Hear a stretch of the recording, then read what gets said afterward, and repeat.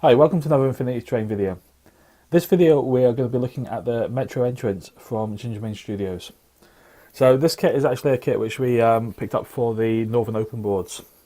So we picked it off Gingermane, and it's to complement quite a larger board that we've got at the moment. We wanted a few of the newer extra bits just to complement the existing board. So we'll actually be doing it in the same colour scheme with the existing board, which is generally green and white.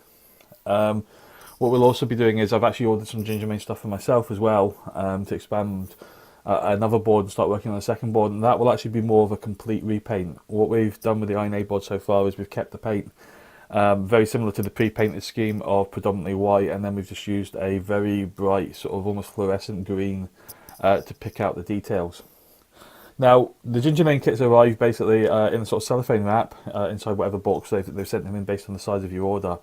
There's whether you get instructions or not varies on the complexity of the kit and whether the instructions are ready or not. We got this kit a bit sooner than normal, so there wasn't instructions included, but I've been told it's very straightforward.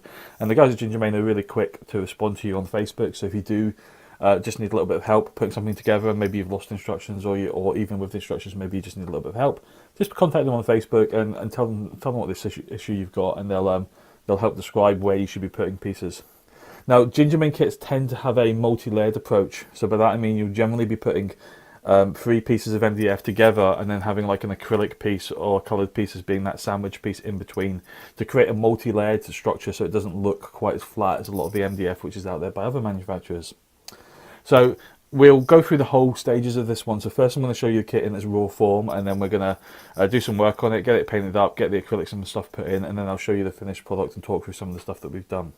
So as you can see, this is the kit as it comes. So you've got a couple of acrylic pieces. Now these have still got the backing on them, so you just need to peel that off. A little bit of a craft knife in the edge, just to flip up a lip, and then it will peel back, and then you'll end up with a nice see-through piece of acrylic.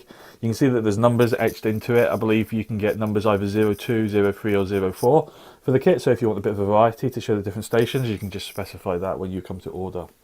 Now there's 4 pieces of MDF in this particular kit. So I'll just lay them out so you can see them together. And this is basically what we'll be using to build up the piece. Now if we look at the flip side, you'll notice the flip side is raw MDF and the top side is pre-painted with quite a nice sort of slight off-white colour. Now even if you choose to repaint this in your own colour scheme, that will actually provide a really nice smooth base for whatever you decide to airbrush or paint on top of it. We're going to leave it like that, but because of the underside being a MDF side, in some cases that may show through. So if, for example, on the Gingermane buildings, the buildings tend to have quite large acrylic panels. Now although those acrylic panels are coloured, you can still kind of on the inside pieces see the MDF piece. So what we did was we just sprayed those white, just to help cover up the raw MDF piece. So what I'd suggest people do is they dry fit their buildings first, work out which bits are going to show through as MDF, and then just put a quick coat of white or similar over those. And then you can obviously decide how you want to pick out an accent colour. So for example, on the accent colour I'm thinking for this one is, because we use a green accent colour, thinking we'll probably pick out the letters as green by masking off the rest of it, and probably the edge piece as well, just so to provide a contrast so that the only white bit is a bit in the centre here. Now the pieces just basically generally pop out quite nicely out of the frame. If you've got any pieces which are a little bit stiff, I would suggest you just use a craft knife to break the tabs. Like most manufacturers, they use little tabs to keep the pieces from falling out in transit. These ones all seem to come out quite nicely, but because you've got a pre-painted coat, what you don't want to do is damage the MDF on this side and end up with a little bit of shatter. So you may just want to take a sharp craft knife into those tabs and take it out a little bit cleaner than I just did then.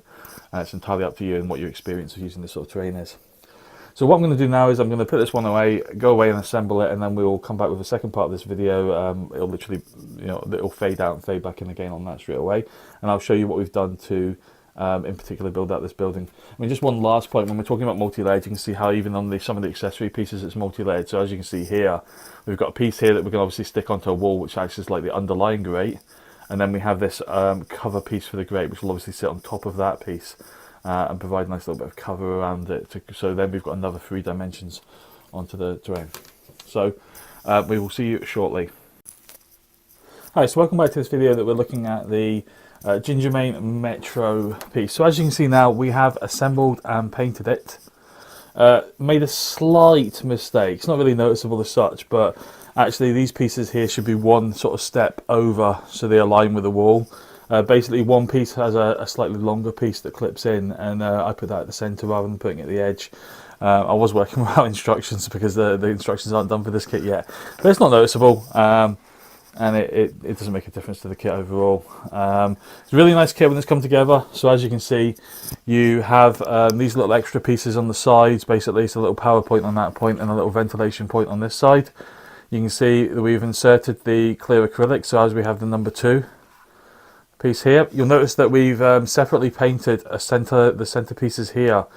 We generally, for the Infinity Northern Open boards, we went with a green theme. So we've got this paint which Ed Atkinson found at Halfords. It's quite a fluorescent paint, and it just works quite well with the acrylic colours. As you can see, I have painted the top parts as well. That was particularly interesting since I had to mask off the stuff, and it's not the easiest thing to mask off to get the shape right there, but I think it was worth spending the time on it. It's a really nice piece of kit. It works really well on the table, and because you've got the entranceway sealed, you can see there's some detail in there with the entranceway. It doesn't kind of look unnatural in that you don't have stairs going down that just dead end, or don't actually have the stairs underneath, because you've got a sort of lift piece. So this is a nice little piece of blocking terrain that will suit most city boards. I'm just going to put it on the rotational thing and let you have a look at this spin round for a bit.